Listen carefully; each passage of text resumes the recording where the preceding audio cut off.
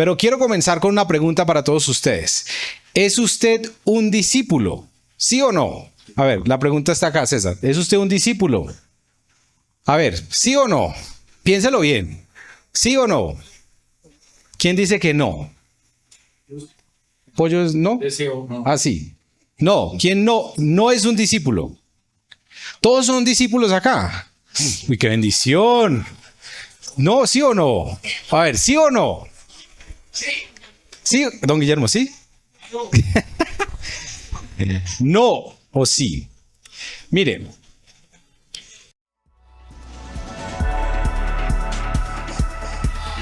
Reunión Colombia.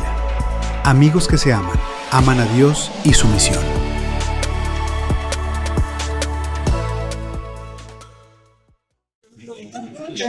La realidad es esta. Para eso quedó. Yo no dije discípulo de quién. Yo dije usted un discípulo, ¿sí o no? ¿Somos discípulos o no? Somos discípulos de alguien. Miren, usted aprendió a vivir de alguien más. Alguien le enseñó a usted a vivir. Usted es discípulo de esa persona o de esas personas. O sea, como usted vive ahora, la forma en cómo usted actúa, la forma en cómo reacciona, la forma en cómo habla, la forma en cómo se relaciona, es porque lo aprendió de alguien, ¿sí o no? Alguien le enseñó a ser así. Alguien fue su maestro. Entonces, todos aquí somos discípulos. Todos somos discípulos de alguien. Alguien nos enseñó y alguien nos mostró cómo era vivir. Entonces la pregunta es, ¿quiénes han sido sus maestros?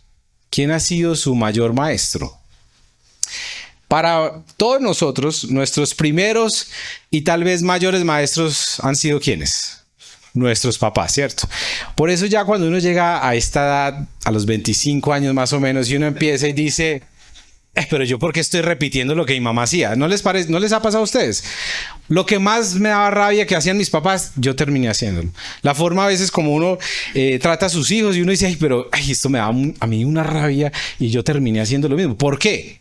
Porque lo aprendimos de nuestros papás. Nuestros papás fueron nuestros maestros en cosas buenas, pero también en otras no tan buenas. Nos enseñaron de alguna manera a vivir. Entonces, los primeros maestros, porque todo discípulo tiene que tener un maestro. Entonces, todos somos discípulos porque tuvimos maestros. Tuvimos unos papás, una familia que nos enseñaron. Pero también tuvimos unos maestros en la vida. Llámese, no sé, de pronto un profesor que usted diga, ese profesor para mí fue un mentor, alguien que me enseñó esto. Puede ser que usted lo tenga, ¿cierto? Los maestros del colegio son los mentores y son los maestros de muchos de nuestros hijos y los discipulan de alguna manera y les enseñan muchas cosas. Entonces, usted de pronto ahora dice, pero ¿por qué vivo de esta manera? Usted tuvo un maestro que le enseñó a vivir las cosas, a hacer las cosas así. Ahora, no solamente en el ámbito, digamos, de educación. Usted pudo haber tenido un maestro que fue un tío, una tía, alguien que lo influenció o la influenció a usted para pensar y vivir de la manera en cómo usted vive, en cómo usted piensa en este momento. Y por último, todos somos discípulos de una cultura. Nosotros somos discípulos de la cultura colombiana.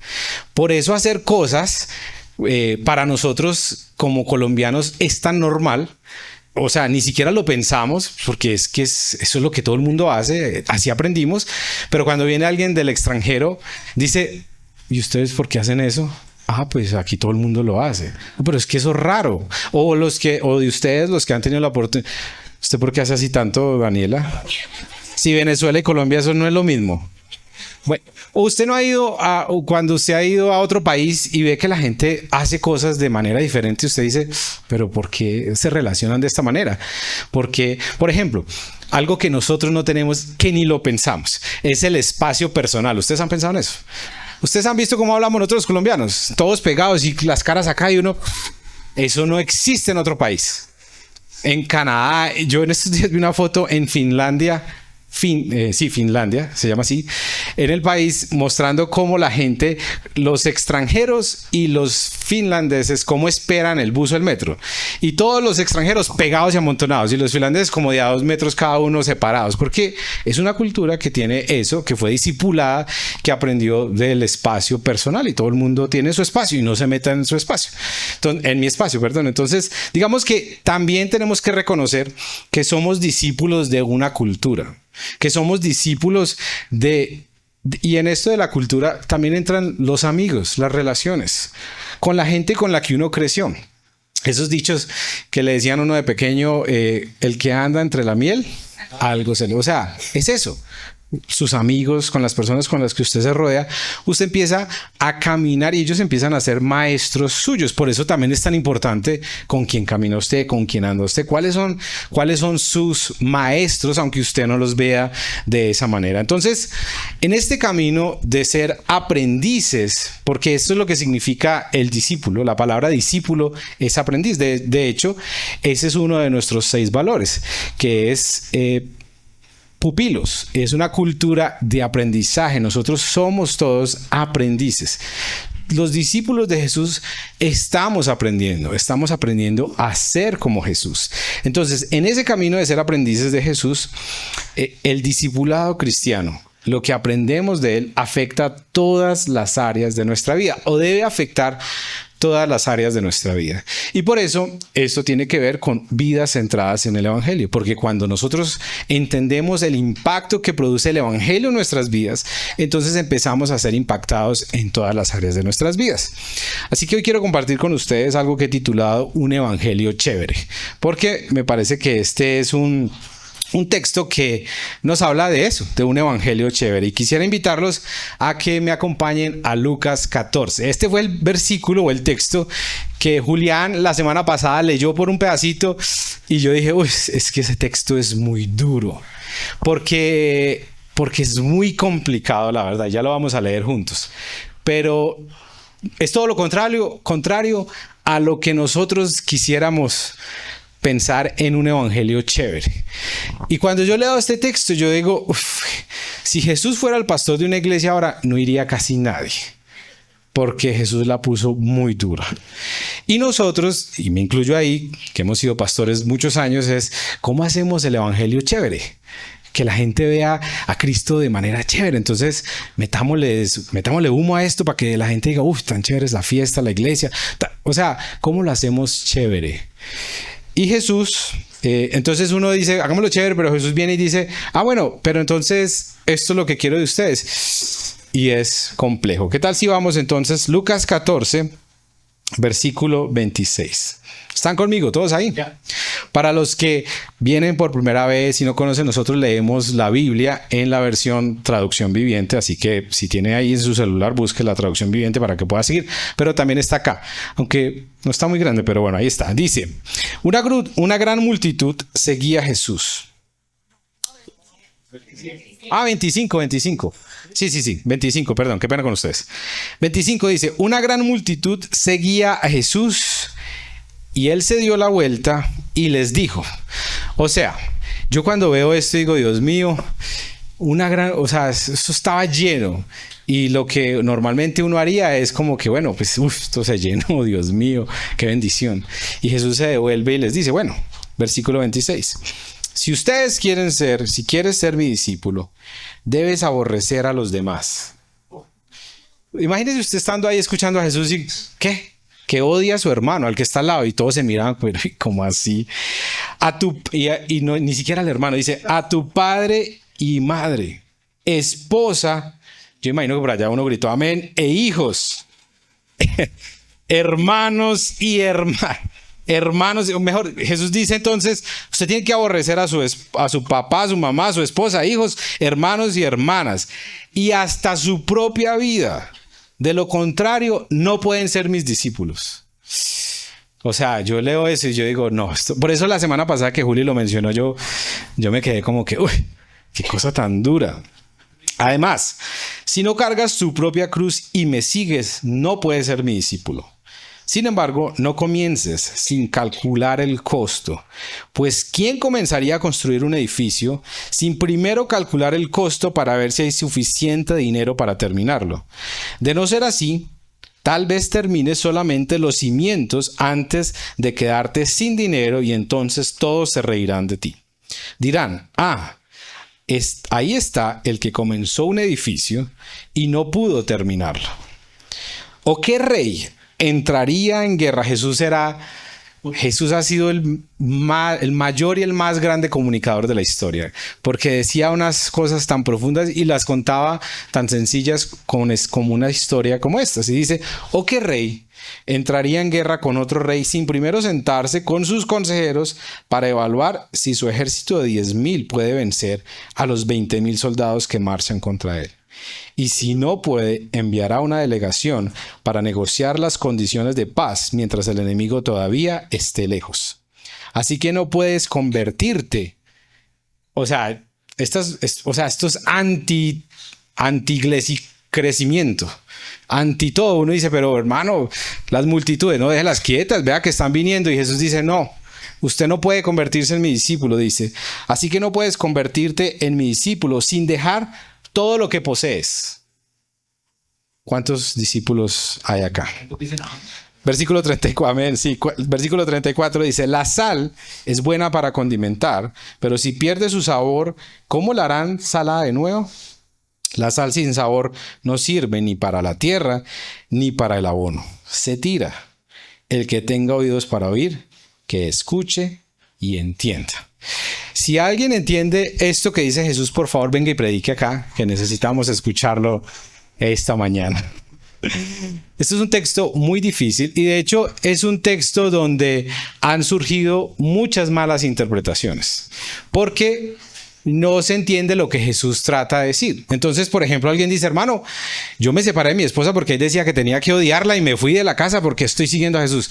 Entonces la gente hace ese tipo de cosas porque toman esto de manera literal. Entonces yo quiero a tratar de explicarlo de tres maneras. La primera es lo que no quiso decir Jesús con este texto. ¿Qué fue lo que no dijo Jesús? Lo primero que dice Jesús, que no dice Jesús, es que seguir a Jesús es una cosa terrible que nos arruinará la vida. Eso no lo quiso decir Jesús. Porque este texto, alguna gente lo lee y dice, no, hermano, yo la verdad, déjeme quietico, yo voy a la iglesia, déjeme en la multitud, pero yo ser discípulo, no, porque qué tal que Jesús le dé por mandarme por allá al África, yo no quiero ser misionero, no, yo no quiero ser esas, yo quiero estar quieto. Entonces, es como esa implicación para muchas personas de que Jesús dijo aquí que seguirlo y ser su discípulo es una cosa terrible que nos va a acabar la vida. Y eso no fue lo que Jesús quiso decir. De hecho, yo conozco a alguien que me acuerdo que me decía, y yo no me meto mucho en la iglesia porque qué tal que Dios me pida mucho. Yo aquí quietico, porque si yo siento que si me involucro, si conozco más de Dios, Dios me va a pedir más y más y más y yo no quiero. Y así vive la vida muchos cristianos. Así, de lejitos, quedémonos así porque es mejor no involucrarse mucho, no estar ahí como con los discípulos cercanos de Jesús, sino ser de la multitud, mirar desde lejos y bueno, estar de acuerdo con algunas cosas y con otras no. Entonces, lo primero que dice Jesús, que no dice Jesús, es que seguirlo es una cosa terrible que nos va a acabar con la vida. Lo segundo que no dice Jesús es que seguir a Jesús significa odiar a los que más amamos. Eso no es lo que está diciendo Jesús en este texto. Si usted alguna vez lo ha escuchado, no es lo que está diciendo Jesús. Es una interpretación equivocada. Jesús aquí está usando una alegoría. Es una exageración del punto al que él quiere llegar. Jesús no está diciendo que usted tiene que aborrecer y odiar a su mamá y a su hermano y a su esposa, a sus hijos para ser seguidor de Jesús. ¿Sí? Don Guillermito, tranquilícese ahí con doña Leonor. Eso está bien. Muy bien. Jesús no quiso decir que debemos odiar a las personas que más amamos.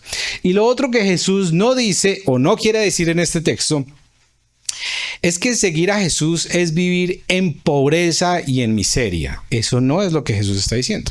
Que la gente dice, yo entrego todo y vivo en la calle porque eso es seguir a Jesús. Y ustedes conocen muchas historias. Y así como ha habido tantas malinterpretaciones con el evangelio de la prosperidad, donde usted dé porque el Señor le va a dar y aquí estamos es para ser ricos y ser reyes de la tierra, pues también está esta interpretación equivocada de usted tiene que vivir en miseria, usted tiene que ser un pobretón, porque eso es lo que significa seguir a Jesús según este texto. Entonces está claro lo que no quiso decir a Jesús en este texto, ¿sí? Eso es lo que Jesús no quiso decir. Ahora, vamos a las cosas que Jesús sí dijo y que quiso decir en este texto. Y en esto nos vamos a centrar algunos minutos. Lo que Jesús quiso decir en este texto a sus discípulos, a la multitud, es lo siguiente. Y es que el discípulo entiende el mayor y mejor valor de seguir a Jesús. El discípulo entiende lo que gana con seguir a Jesús, no lo que pierde, sino todo lo que gana. Por eso hay una historia que me llama mucho la atención, que está en Mateo capítulo 13, que es cuando Jesús está explicando un poquitico el reino de los cielos a sus discípulos y cómo es eso. Y él cuenta una historia muy bonita en Mateo 3, que es lo que él está diciendo acá. Así se entiende el que sigue a Jesús. Es la parábola, versículo 44. La parábola del tesoro escondido. Y miren lo que dice Jesús en estos versículos. Les está explicando a sus discípulos qué significa encontrar a Jesús, qué significa seguir a Jesús. Y en el versículo 44 del capítulo 13 de Mateo dice: el reino del cielo es como un tesoro escondido que un hombre descubrió en un campo. En medio de su entusiasmo lo escondió nuevamente y vendió todas sus posesiones a fin de juntar el dinero suficiente para comprar el campo. Además, el reino de los cielos es como un comerciante en búsqueda de perlas de primera calidad. Cuando descubrió una perla de gran valor, vendió todas sus posesiones y las compró. El discípulo entiende el valor y lo que gana con seguir a Jesús, no lo que pierde. Porque finalmente todo lo que entrega por Jesús, por toda su vida, no es comparable con el valor, con la ganancia que tiene de seguir a Jesús. ¿Está claro este punto? No.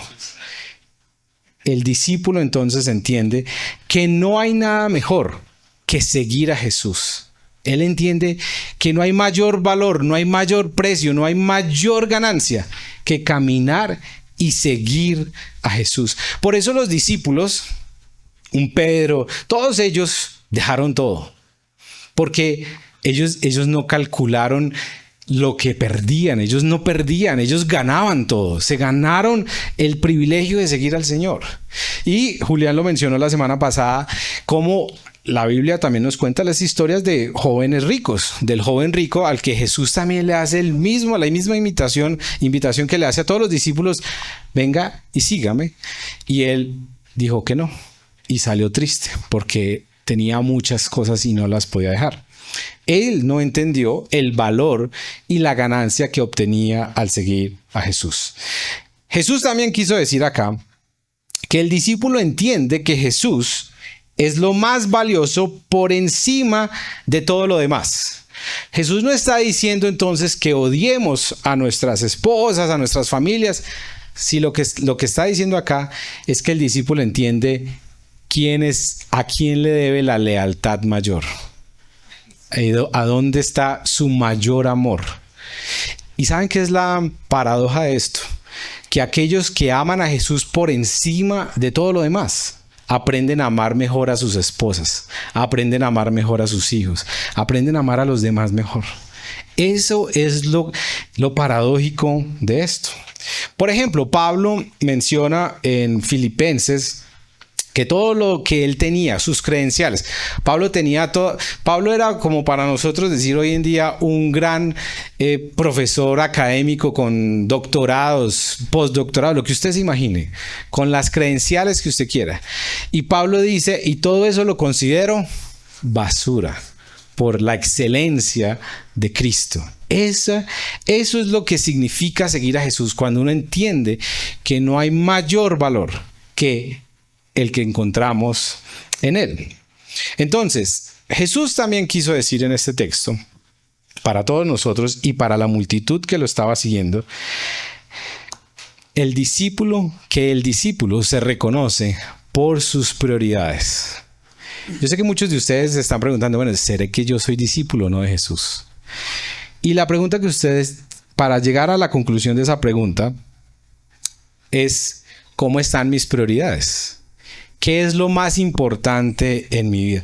¿Cómo vive la vida? ¿Cómo usa el dinero? No el dinero lo usa, sino cómo usa la bendición que Dios le da. ¿Cómo son sus relaciones? El discípulo se reconoce por sus prioridades. El que es verdadero discípulo de Jesús tiene claras sus prioridades en la vida. Sabe qué está primero y qué está después. Y se reconocen los discípulos por la forma en cómo tratan a los demás. Se reconocen los discípulos en cómo usan el dinero. Se reconocen los discípulos en cómo trabajan y cómo ven su vida. Se reconocen los discípulos por algo que hablamos la semana pasada, en cómo viven la vida de misión. Cómo entienden que están aquí no solamente para cumplir sus propósitos personales y sus anhelos personales, sino para algo más grande que eso, que es la gloria de Dios, el reino de Dios en la tierra, el ser parte de la misión de Dios aquí en la tierra. Entonces, este punto es muy importante. El discípulo se reconoce por sus prioridades.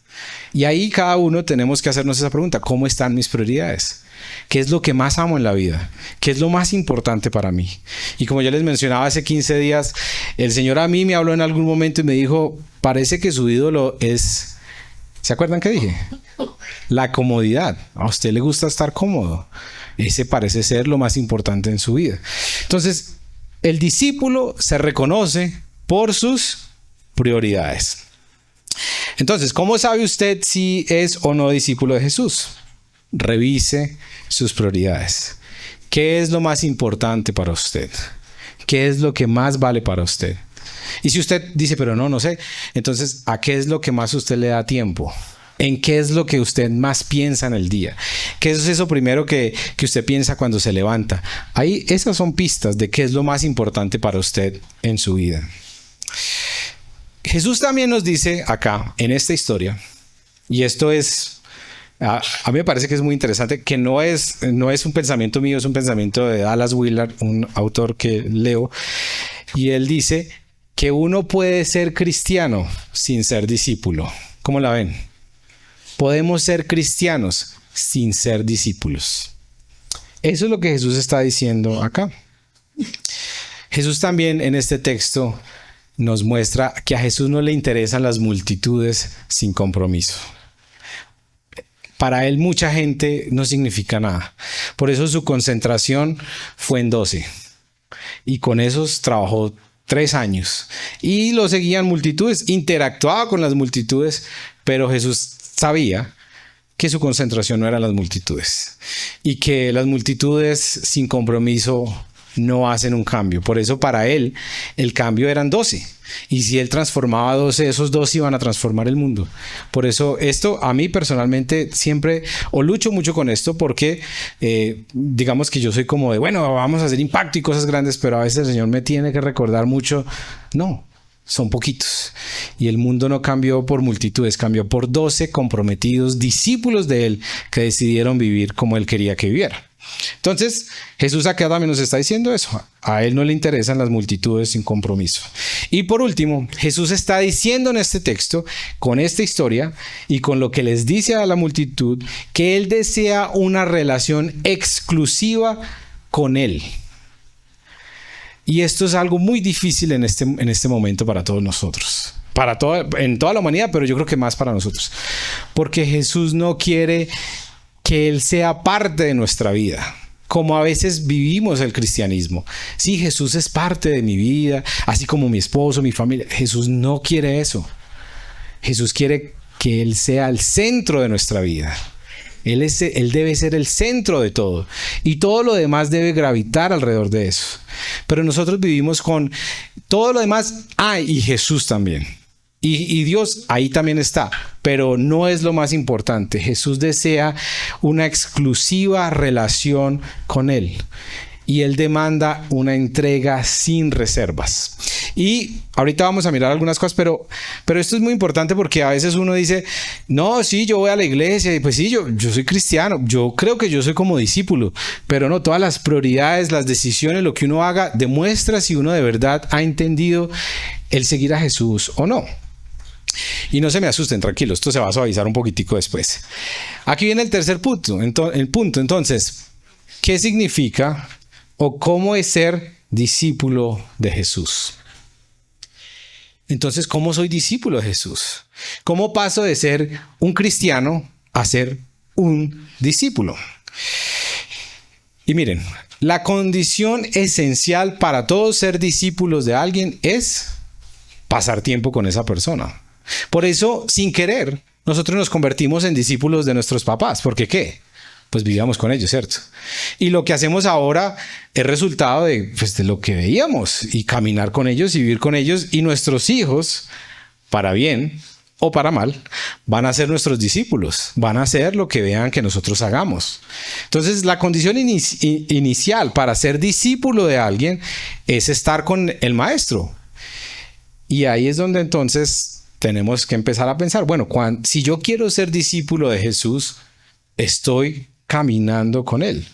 Por eso la relación más normal para nosotros entender este punto es la relación de papás y hijos. Nosotros aprendemos de manera automática de nuestros papás y nuestros hijos aprenden de nosotros. Pero un discípulo es alguien que está aprendiendo a vivir su vida como si Jesús fuera él o fuera ella. Miren, piénsenlo así. Un discípulo es alguien que está aprendiendo a vivir su vida como si Jesús fuera yo.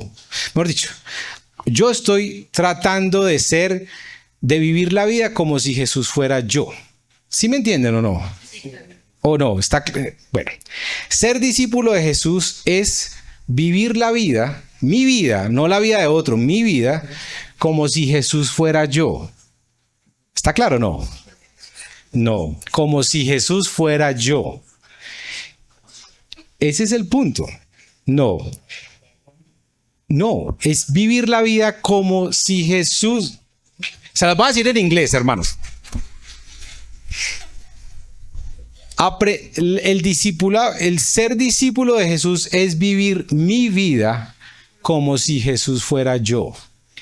Es diferente a como si fuera Jesús, no, como si Jesús fuera yo. Por eso, ser discípulo es cómo Cristo crece en mí, cómo viviría Jesús mi vida. Por ejemplo, exacto, sin dejar de ser, porque es que a veces hemos confundido esto. Entonces el discipulado es, no, yo creo que yo para ser un buen discípulo me tengo que ir para África y volverme misionero y dejar todo. No, Dios a usted le dio un trabajo, le dio una familia, le dio unos hijos, le dio una esposa. Lo que significa ser discípulo de Jesús es que usted viva su vida como si Jesús fuera usted. Entonces esto cambia mucho, porque ¿cómo trataría Jesús a sus hijos si fueran de él? ¿Cómo trataría Jesús a su esposa? ¿Cómo trataría Jesús cómo trabajaría Jesús su trabajo? Piensa en su trabajo, por ejemplo, en algo que históricamente como cristianos hemos separado de la vida espiritual. Yo voy a la iglesia, soy espiritual, pero mi trabajo, pues eso es otra cosa. ¿Cómo trabajaría Jesús en su trabajo?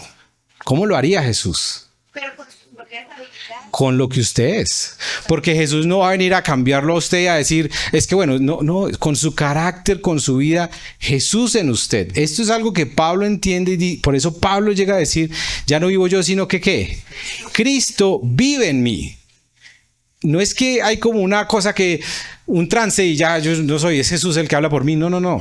Es usted, pero el Espíritu de Dios habitando en usted, en el cual usted ya empieza a vivir la vida de Jesús en su propia vida. Y entonces ser discípulo es vivir la vida como si Jesús fuera nosotros, como si Jesús fuera yo. Entonces, esto es algo que hay que entenderlo bien, porque eso es lo que significa. Miren, el discípulo es una es lo que buscaban, digamos, en el Nuevo Testamento, como una copia del rabí, ¿cierto? Eso era básicamente, cuando un rabí veía a los estudiantes, él veía en ellos personas que iban a hacer copias de él. Lo mismo que él hiciera, ellos iban a copiar todo. De hecho, ellos caminaban en las calles polvorientas y el dicho era que tus discípulos aprendan del polvo de tus pies, porque él caminaba y ellos iban detrás aprendiendo qué era lo que él hacía y cómo era que lo hacía. Y yo también lo repito, se volvían copias del maestro. Eso es lo que significa ser un discípulo de Jesús, una copia de Jesús. Es que Jesús vive en nosotros y caminamos como Él vive, pensamos como Él piensa, las decisiones que tomamos es como Él las tomaría. Eso es ser discípulo de Jesús. Y aquí hay 3 cositas que quiero compartirles que me parecen importantes en la vida de ser discípulo de Jesús. ¿Cómo estamos tiempo con Él? ¿Cómo somos más discípulos de Él? ¿Cómo crecemos en pasar de ser cristianos a ser discípulos de Jesús? Y hay 3 cosas que son muy importantes en la vida cristiana y que son como el inicio de parecernos más a Jesús. Lo primero es las Escrituras. Si nosotros no leemos la Biblia, es muy difícil que entendamos la mente de Dios, la mente de Cristo. Si solamente vivimos de promesitas, de un mensajito de 1 minuto por acá, de este cosito, y no de verdad leemos lo que el Señor cuenta de las pildoritas y reflexiones, pero si no vamos a la palabra y la leemos y la estudiamos y de verdad tratamos de entender la Biblia y de vivir conforme a ella, pues no vamos a poder ser discípulos de Jesús. Entonces tenemos que leer y habitar en las Escrituras para crecer en el discipulado. La oración es lo segundo. ¿Cómo estamos con Dios? A través de la oración. Por eso, digamos, yo les quiero confesar algo. Yo aquí lucho mucho en este tema de la oración porque no soy muy bueno para orar. Digamos, oro, pero yo debería orar más. Aleja me da a mí mucho ejemplo en qué es una vida de oración. Yo soy más descuidado con eso, pero he tratado y estoy tratando de ser más intencional en mi vida de oración. Por eso ustedes ven que estamos orando los martes por la noche en Zoom, los jueves, estamos orando aquí presencialmente los jueves, los martes. O sea, queremos que de verdad crezcamos en nuestra vida de oración. Es muy difícil ser discípulo de Jesús si usted no pasa tiempo con Él, si usted no ora. Es muy difícil conocer a Jesús si usted no lee la Biblia. Y un tercer punto que creo que es muy complicado lograr ser discípulo de Jesús sin hacerlo es la comunidad. Por eso Jesús lo primero que hizo cuando comenzó su ministerio acá con sus discípulos fue crear una comunidad de amigos. Y los discípulos fueron esos, unos amigos que caminaron juntos. Es muy difícil ser discípulo de Jesús si usted no está caminando con otros la vida cristiana. Si usted no está disfrutando y no está viviendo la bendición de la comunidad. Y hoy en día es muy complejo en el mundo en el que estamos y después de la pandemia, donde todo como que nos generó esa idea de que bueno, podemos estar y no estar, ¿cierto? Yo estoy presente por Zoom o yo estoy conectado y ahí estoy con ustedes, pero no es lo mismo. Se necesita la comunidad, necesitamos crecer unos con otros, necesitamos caminar unos con otros, necesitamos disfrutar la iglesia. Entonces, para ir terminando, en los últimos versículos de lo que Jesús cuenta acá en el capítulo 14, Jesús habla de algo que sucede mucho en nosotros, y es que nos convertimos en discípulos simples. Y hay algo, César, si me ayudas con la que sigue, y hay algo muy interesante en la Biblia. Miren lo que dicen los versículos 34 y 35. Dice, la sal es buena para condimentar. O sea, Jesús sale como con una cosa rara, pero está hablando de seguirme las multitudes. ¿Y qué tiene que ver la sal con esto? Dice, la sal es buena para condimentar, pero si pierde su sabor, ¿cómo salará de nuevo? La sal sin sabor no sirve para nada, ni para la tierra ni para el abono. Se tira. El que tenga oídos, que era una forma de decir, Jesús, entiendan lo que les estoy diciendo. Y Jesús usa una imagen, como era muy normal en su enseñanza, las parábolas, y habla de la sal. Y él dice, miren, las multitudes o los cristianos que no son discípulos se convierten en sal que no sala. No sirve para nada. La sal en esa época era valiosa, para nosotros también, pero en esa época mucho más, porque la sal no solamente condimentaba, sino que preservaba, cuidaba. Es más, hasta era más costosa a veces que el oro y que otras cosas, porque era tan preciosa y tan importante, pero la sal tenía que salar. Si la sal perdía esa condición, no servía para nada. Él dice, ni para la tierra ni para nada. Él dice, es lo mismo con los discípulos o con los cristianos. Si no son discípulos, caminan como yo quiero que caminen, como yo les he enseñado, se van a convertir en discípulos simples. Y esto es muy importante porque en la Biblia el término cristiano aparece solo 3 veces en el Nuevo Testamento. No es un término que se usa. O sea, ellos no se llamaban entre ellos cristianos. Esa no era la forma de ellos identificarse. De hecho, la primera vez que se usa la palabra cristiano, ni siquiera lo usan los cristianos, sino que lo usan los de Antioquía para decir esos seguidores cristianos, esos que siguen a Cristo. Entonces esos son los cristianos. Pero en el Nuevo Testamento, 269 veces se usó la palabra discípulo. Para ellos no había una diferencia entre ser cristiano y discípulo. O sea, para ellos no. Era o usted es discípulo o no es nada. O sea, o es discípulo o usted no es discípulo de Jesús. Por eso me llama la atención esto. Y yo creo que nuestra gran tragedia para todos nosotros y para el mundo moderno y para nuestra iglesia es que hemos aprendido a ser cristianos sin ser discípulos. Hemos vivido la vida como cristianos, pero no como discípulos. Y entender el evangelio entonces es entender que Jesús nos llama a ser como Él y que eso tiene que traducirse en vivir como Él vivió, como si nuestra vida fuera la vida de Él en nosotros. Esto parece un trabalenguas, pero es así. Es aprender a vivir nuestra vida como si Él la viviera por nosotros. Eso es lo que significa ser un discípulo. Entonces, aquí la pregunta para todos ustedes y para mí, porque esto es un texto que es complejo, por eso la semana pasada que Julio lo leyó, yo dije, esos textos de esos que uno lee, uno dice, esto es muy duro. O sea, si uno no entiende bien esto, puede cometer muchos errores, puede hacer cosas que no son y hasta hacer cosas que Jesús nunca le pidió. Pero es importante entender el punto de lo que Jesús está diciendo. Jesús no quiere cristianos, Jesús quiere discípulos, entendiendo qué significa ser un discípulo. Y esto nos tiene que llevar a preguntarnos varias cosas. Como les decía ahora, si ser discípulo de Jesús es vivir la vida como si yo fuera Él, ¿cómo haría Jesús mi trabajo? Pregúntese eso. Si ser discípulo de Jesús es vivir la vida como si yo fuera Él, ¿cómo usaría Jesús mi dinero? ¿Cómo se relacionaría Jesús con las otras personas? ¿Cómo trataría Jesús a los demás? ¿Cómo usaría el tiempo? Todas esas cosas nos las tendríamos que preguntar más a menudo. Yo sé que muchos de ustedes están ahí sentados diciendo, esto es imposible, ¿sí o no? O sea, entonces ser discípulo de Jesús es muy duro. Porque ¿quién puede ser discípulo entonces? Esta semana, bueno, hace varias semanas se murió pues yo no lo conocí personalmente, pero impactó muchas vidas, un pastor en Estados Unidos que se llama Charles Stanley. Y la verdad, o sea, son de esas vidas que uno ve como intachables. Yo no sé si, no conozco mucho la historia, pero no he escuchado nada raro de él. Murió y todo el mundo habló cosas bonitas y todo el impacto. Yo sé que muchos de acá seguían las predicaciones de él. Y antier murió un autor, un predicador, un pastor más bien, de una iglesia en Manhattan que se llamaba City to City, y él se llamaba Tim Keller. Y yo leí muchos de sus libros y digamos mucho del pensamiento mío teológico y de entender la iglesia vienen de los libros de Tim Keller. Y murió.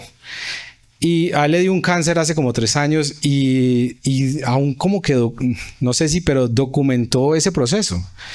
Y las cosas que decía en medio de las quimioterapias y todo era, no, hay esperanza, yo estoy contento.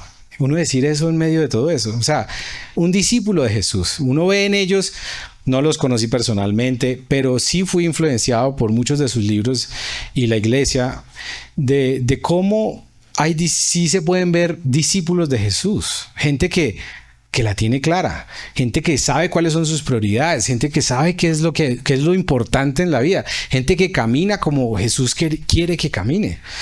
Y entonces la lucha mía ayer y hoy era, bueno, qué historia y qué personajes cuento para decir, mire, si es posible ser discípulo de Jesús.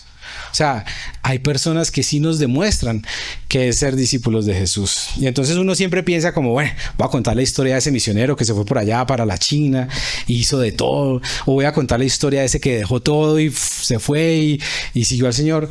Y se me vinieron a la mente dos amigos que son ejemplo para mí de qué es ser discípulo. Y son amigos cercanos. Uno es Julián y el otro es el Mono. Yo los veo a ellos y veo discípulos de Jesús. Son muy imperfectos. Muy imperfectos, diría yo. Con muchos problemas. Pero son discípulos de Jesús. Y por eso son mis amigos. Por eso los llamo mis amigos. Porque a pesar de sus luchas, a pesar de sus problemas, sus decisiones, lo que hacen, siempre están basadas en ¿qué es? ¿Cómo haría esto el Señor? ¿Cómo viviría esto el Señor? Y eso para mí es, con esto lo que quiero decirles es esto. No es algo imposible, porque aquí hay dos ejemplos de hombres, y yo sé que hay más, por favor, los demás no se vayan a sentir mal conmigo, pero simplemente que se me vinieron a la mente porque son personas cercanas, normales, que conocemos, pero que uno sabe que caminan como Jesús quiere que camine. Y eso es lo que Jesús nos está diciendo acá. Jesús no busca perfección en sus discípulos. Jesús busca una relación con ellos, una relación profunda con ellos. Y eso empieza a cambiar muchas cosas. Por eso la Biblia es tan hermosa. Y por eso hay personajes que nos llenan de ánimo, como un Pedro. Pedro caminó con Jesús. Y ustedes leen a Pedro, y es más, los autores de los evangelios, un Juan, escribe y decía, ese Pedro, como siempre, hablando más de lo que tenía que hablar o diciendo lo que no tenía que decir. Y uno ve ahí a un Pedro luchando, imperfecto, un Pedro con muchos problemas, pero ¿quién puede decir que Pedro no fue un discípulo? Si dejó todo por el Señor, si caminó por Él, si murió por Él. Eso es lo que hace la diferencia. Y a veces decimos, no, yo no puedo ser discípulo porque es que, no, yo soy muy imperfecto. No, la Biblia está llena de historias de personas imperfectas que fueron discípulos de Jesús. Julián es un imperfecto que sigue a Jesús. El Mono es un imperfecto que sigue a Jesús. Yo soy un imperfecto que seguimos a Jesús. ¿Sí me entienden el punto? No es para que le caigan a Julián que es un imperfecto, no. Pecador. Ni pecador. No, es para que entendamos, qué significa ser discípulo. Personas comunes y corrientes que están en el proceso de ser aprendices de que Jesús viva la vida en ellos, de cómo caminar como ellos. Entonces, ustedes saben que siempre dejamos un reto acá en la semana, y el reto para ustedes esta semana es el siguiente. Y escríbalo o anótelo en su celular. Piense, saque un rato, piense esta semana, ahora, y propóngase vivir su vida como la viviría Jesús si fuera usted. ¿Cómo vivir esta semana mi vida si Jesús fuera yo? ¿Está claro o no? ¿Cómo trabajaría Jesús su trabajo? ¿Cómo trataría Jesús su esposa, su esposo? ¿Cómo trataría Jesús sus hijos? ¿Cómo manejaría Jesús el dinero si fuera usted? ¿Cómo vivir la vida como la viviría Jesús si fuera yo? Esa es la clave del discipulado. Y creo que ahí, cuando empezamos a entender esto, empezamos a entender qué es el Evangelio. Y pasamos de ser cristianos a esa ruta de ser discípulos de Jesús. Y por eso le puse el título de eso, un evangelio chévere, porque esta predicación no es chévere. Es dura, ¿sí o qué? Y Jesús, ¿y saben qué es lo que me llama la atención? Que yo diría, no, Jesús, pero ablandemos la cosa, no la hagamos tan complicada, digamos, O sea, si yo soy muy parecido a Pedro y cuando leo a Pedro digo, ese soy yo. Yo creo que si yo hubiera escuchado a Jesús que iba a decir esto, le digo, no, Jesús, se nos tira el proyecto, aquí la gente se va. No, pongámosla diferente, diga que no, que como así que tan duro. Sí, que no es tan complicado. Y Jesús coge y ¡pran! Dice, no, el que quiere seguirme tiene que hacer esto y lo pone en términos muy complejos, como la palabra aborrecer, que no es lo que él está usando ahí, como les decía, una alegoría, algo para exagerar el punto de lo que él está tratando de decir. Pero sí me hace pensar mucho esto, porque yo muchas veces en mi propia vida, pero también en otros, he tratado de suavizar la cosa. No, siga a Jesús, que es lo más chévere del mundo, y no, la vida, y no, es la mejor aventura. Yo me acuerdo cuando estábamos peladitos en adolescentes, que nos poníamos a evangelizar, y no, únete a la mejor aventura de tu vida, Jesús, y sí, pero Jesús nos llama a un compromiso real, a exclusividad con Él, a dejar de ser cristianos y volvernos discípulos. Así que, ¿qué tal si por un momentico cerramos nuestros ojos? Si quiere ponerse de pie, hágalo. Y vamos a orar. Y quiero que ahí por unos minutos piensen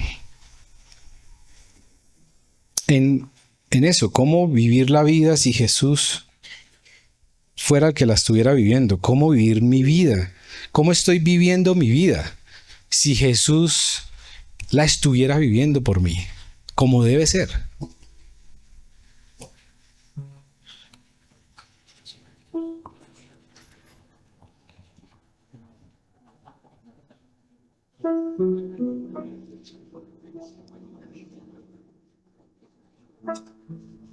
Yo quiero invitar a algunas personas hoy que están tal vez hoy aquí por primera vez o hace poco vienen a la iglesia y hoy entienden qué significa seguir a Jesús. Que ahí donde están, en sus palabras le digan, Jesús, yo quiero seguirte.